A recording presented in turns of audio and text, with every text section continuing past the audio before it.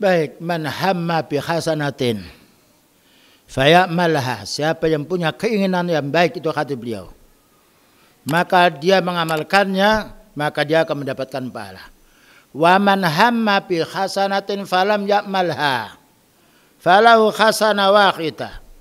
Siapa yang punya keinginan untuk membantu, ternyata dia tidak bisa membantu, dapat pahala 1.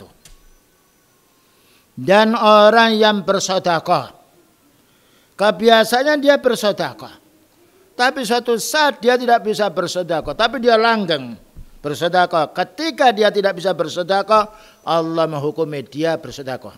Ini kelanjutan masih banyak, bisa dibaca, yaitu dalilnya.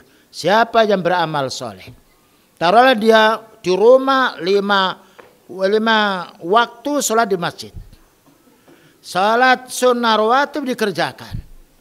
Ketika dia musafir, ya, tidak menjumpai jamaah, dia sholat sendiri, maka sholat dia sendiri ketika musafir dinilai seperti jamaah.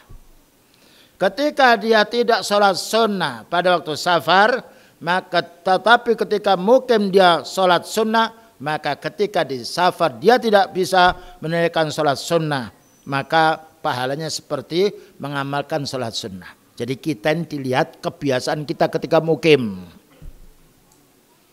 Ketika kebiasaan kita mukim mengamalkan amal-amal rutin yang istiqamah, ternyata pada waktu kita ada halangan, tidak dapat rezeki, namanya orang rezeki, tidak bisa menyumbang, saat itu kita dihukumi oleh Allah Ta'ala seperti menyumbang. Karena kita tidak menyumbang ini karena kita tidak mampu.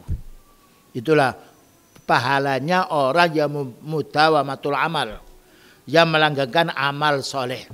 Makanya beliau mengatakan, langgengkan amalmu walaupun sedikit, wa in qalla, rutinkan kita sholat malam walaupun hanya 3 rakaat, 5 rakaat, mungkin pas ada safar kita tidak bisa 11 rakaat, rutinkan. Karena Allah Ta'ala maha tahu apa yang kita amalkan.